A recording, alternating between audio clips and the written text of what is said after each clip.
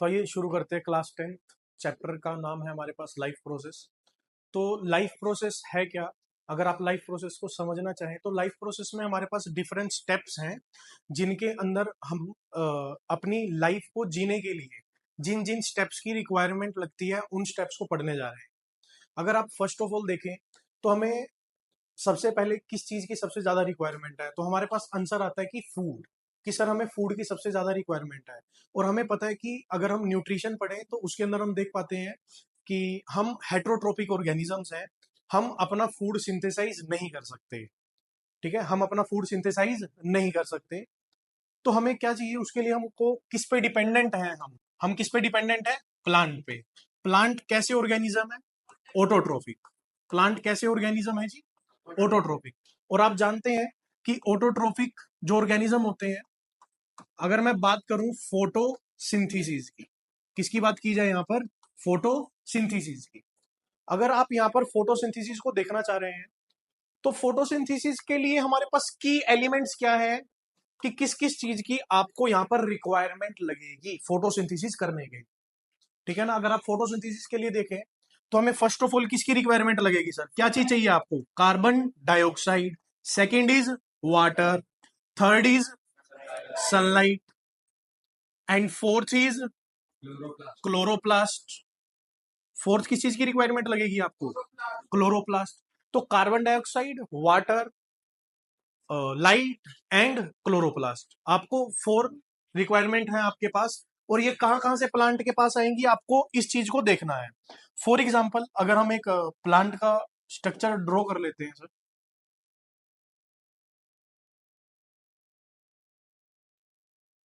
अब देखिए ये क्या है हमारे पास? रूट्स है सर। और ये स्टेम है।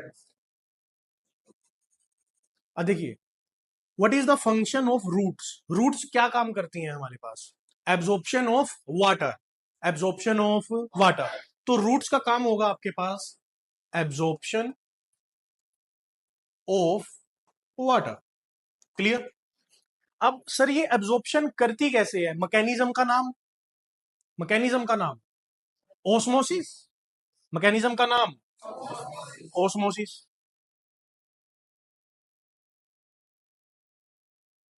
ओस्मोसिस जानते हैं आप लोग? ओस्मोसिस क्या होता है? What is osmosis? यस, बताएं।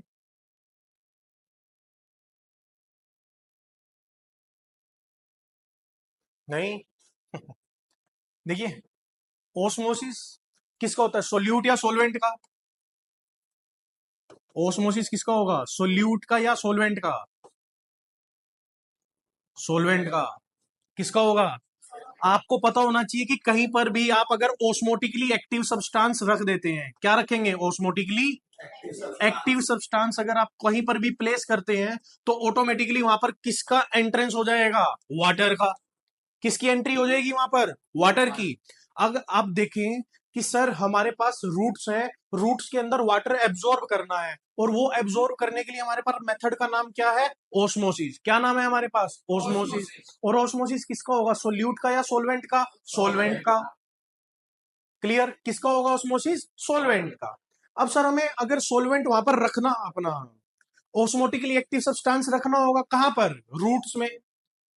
अब रूट्स में क्या किया जाए? इसीलिए आप देखते होंगे कहीं रूट्स जो है वो ग्लूकोज को स्टोर कर लेती हैं और वही आपके लिए किस में काम आती है? फूड स्टोरेज में।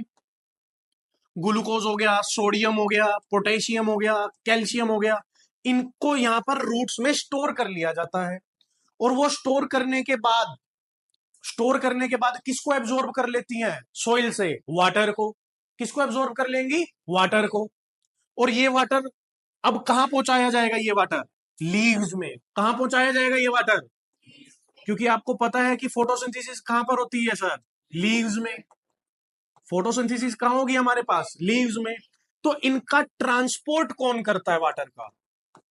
तो अगर आपसे कोई पूछे कि transport of water in plants, transport of water in plants कौन करवाएगा? जाइलम।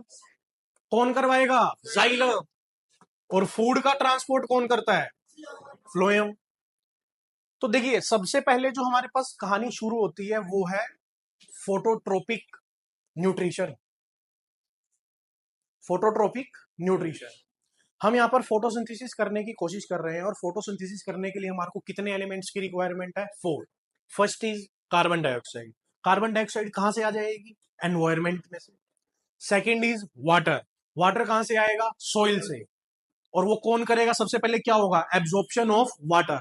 देन क्या होगा? Transport of water via xylem. Xylem transport करवा देगा आपको। अच्छा, थर्ड रिक्वायरमेंट किसकी है? सनलाइट की। तो ऑब्वियस बात है, सन होना चाहिए उसके लिए। अगर हम सन बना लें यहां पर, तो हमारे पास क्या आ जाएगी इससे? सनलाइट। करेक्ट। और फोर्थ, फोर्थ क्या चाहिए आपको? क्लोरोप्लास्ट। क्या चाहिए? और क्लोरोप्लास्ट आपको कहां देखने को मिलता है? लीव्स में। क्लोरोप्लास्ट कहां देखने को मिलता है? लीव्स में। अगर मैं बात करूं लीव्स की, तो लीव्स में होते हैं मीजोफिल सेल्स। लीव्स में कौन होता है? Mesophyll cells. लीव्स में कौन होता है सर? मीजोफिल सेल्स में कौन मिलेगा? क्लोरोप्लास्ट। मीजोफिल सेल में कौन मिलेगा? और इस क्लोरोप्लास्ट में एक पिगमेंट मिलेगा जिसका नाम क्या है? क्लोरोफिल। पिगमेंट का नाम क्या रहेगा? और कैसा कलर होता है इसका? ग्रीन। इसीलिए लीव्स आपको कैसे देखने को मिलते हैं? ग्रीन। इसीलिए लीव्स आपको कैसे देखने को मिलते हैं? ग्रीन। अब देखिए, आप कर क्या रहे हो सर? हमारा मेन मोटो क्या है सर करने का? फोटोसिंथेसिस।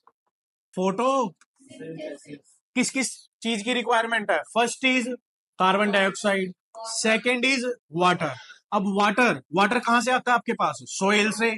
सोइल में कैसे एब्जॉर्प्शन होता है? सबसे पहले क्या होगा? Absorption of water. तो सबसे पहले क्या होगा सर यहां पर? Absorption of water. Water absorb किया जाएगा।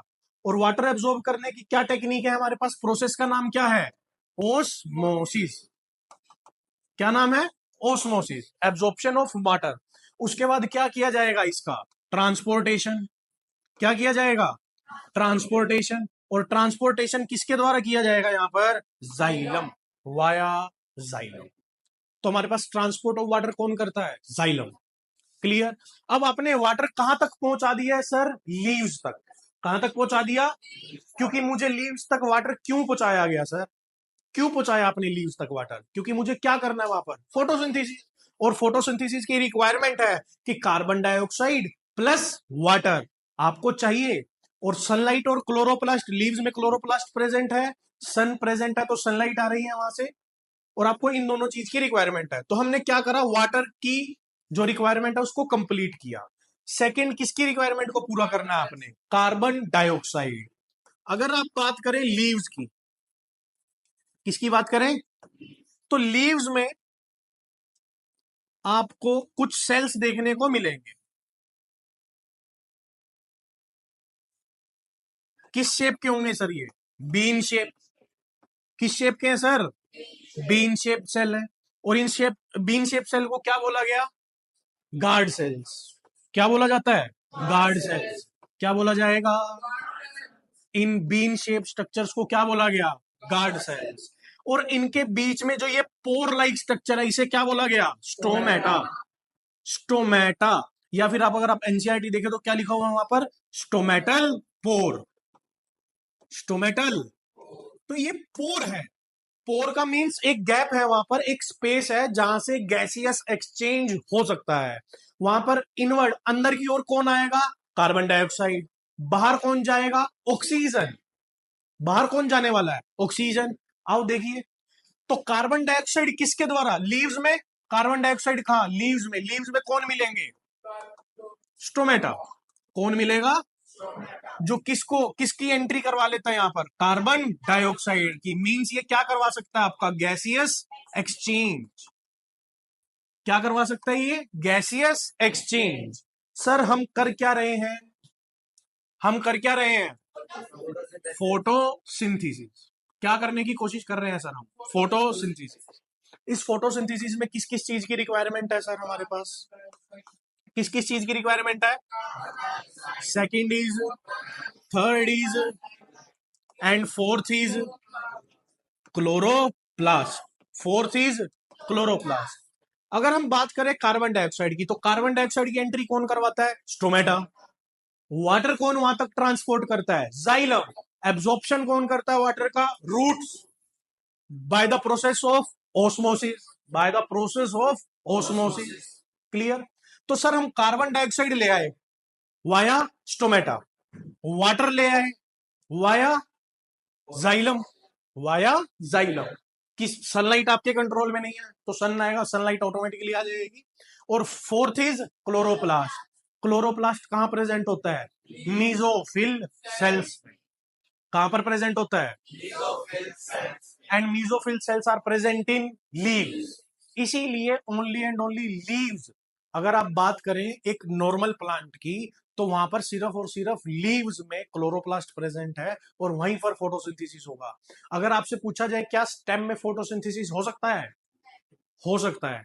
हमारे पास कुछ प्लांट्स ऐसे हैं जो अपनी स्टेम को ग्रीन रखते हैं, है ना? कुछ प्लांट्स, ट्रीज की बात नहीं कर रहा, किसकी बात कर रहा हूं? प्लांट्स।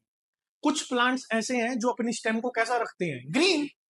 अगर वो ग्रीन है, ग्रीन किसकी वजह से है? क्लोरोफिल की वजह से। एंड क्लोरोफिल कहां प्रेजेंट होता है? क्लोरोप्लास्ट। एंड क्लोरोप्लास्ट कहां प्रेजेंट होते हैं? मीजोफिल। मतलब उस स्टेम में आपके पास क्या प्रेजेंट है? Mesophyll cells. और जहां पर फोटोसिंथेसिस हो सकती है, यस हो सकती है। तो हमारे पास कुछ स्टेम्स प्रेजेंट है जहां पर वो फोटोसिंथेसिस कर सकते हैं। ठीक है? अगर आप फोटोसिंथेसिस की एक केमिकल रिएक्शन देखें तो क्या है? Carbon dioxide plus in the presence of sunlight क्या बना देंगे आपके लिए? C6H12O6 प्लस O2, ऑक्सीजन बाहर। क्या ये जो हमने एक रिएक्शन लिखी फोटोसिंथेसिस की करेक्ट है या कुछ गड़बड़ है सर इसमें?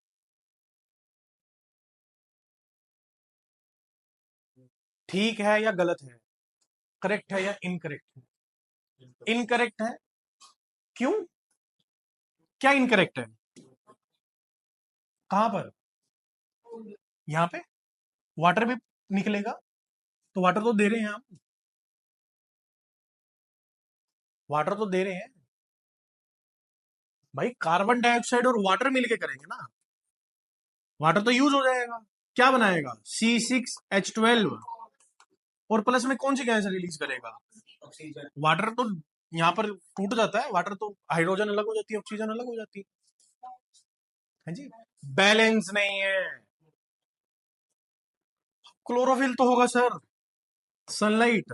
ये लो, नीचे क्या लिख दिया मैंने यहाँ पे? क्लोरोफिल भी क्यों, क्लोरोप्लास्ट लिखूंगा ना।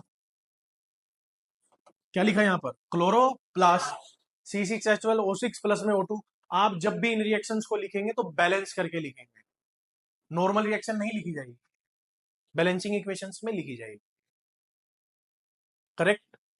अब देखिए, ये जो है ये किस फॉर्म में बन रहा है? ग्लूकोज। और ग्लूकोज को स्टोर नहीं किया जा सकता, तो इसको किस में चेंज कर देते हैं? सुक्रोज में। किस में चेंज कर दिया जाएगा? ग्लूकोज को क्यों नहीं स्टोर कर सकते? क्योंकि ग्लूकोज एक ओस्मोटिकली एक्टिव सब्सटेंस है। ग्लूकोज कैसा सब्सटेंस है? ओस्मोटिकली एक्टिव सब्सटेंस है। और ओस्मोटिकली एक्टिव सब्सटेंस आप कहीं पर भी रखोगे ना, तो वहां पर वाटर आ जाएगा, साथ में सोलवेंट आ जाएंगे, और वो सेल क्या हो जाएगी? स्वेलअप। और स्वेलअप होते होते होते एक दिन क्या हो जाएगा उसका? ब्लास्ट हो जाएगी, ब्रस्ट हो जाएगी। इसीलिए हम ग्लूकोज को स्टोर नहीं करते। किसको स्टोर करेंगे सर? सुक्रोज को। किसको स्टोर करेंगे? इसीलिए आपको सुक्रोज देखने को मिलती है। अच्छा, सुक्रोज, आप अगर जो चीजें खा रहे हैं वो क्या है? सुक्रोज। सुक्रोज में ही अगर अभी तो आप कार्बोहाइड्रेट्स के बारे में नहीं जानते हैं, अगर आप सुक्रोज के ही कॉम्प्लेक्स स्ट्रक्चर, इन्हीं कार्बोहाइड्रेट्स के कॉम्प्लेक्स स्ट्रक्चर वगैरह में जाएंगे, चैन स्ट्रक्चर में जाएंगे, तो वहां कौन आ जाएगा? स्टार्च। क्या आ जाएगा? स्टार्च कैसा स्ट्रक्चर है? नॉर्मल या कॉम्प्लेक्स स्ट्रक्चर है? सर कॉम्प्लेक्स स्ट्रक्चर है। और स्टार्च ओस्मोटिकली इनएक्टिव है। स्टार्च ओस्मोटिकली, इसीलिए इसको स्टोर कर लिया जाता है स्टार्च को। ठीक है? ग्लूकोज को स्टोर नहीं किया जाता। अगर मैं आपसे पूछूं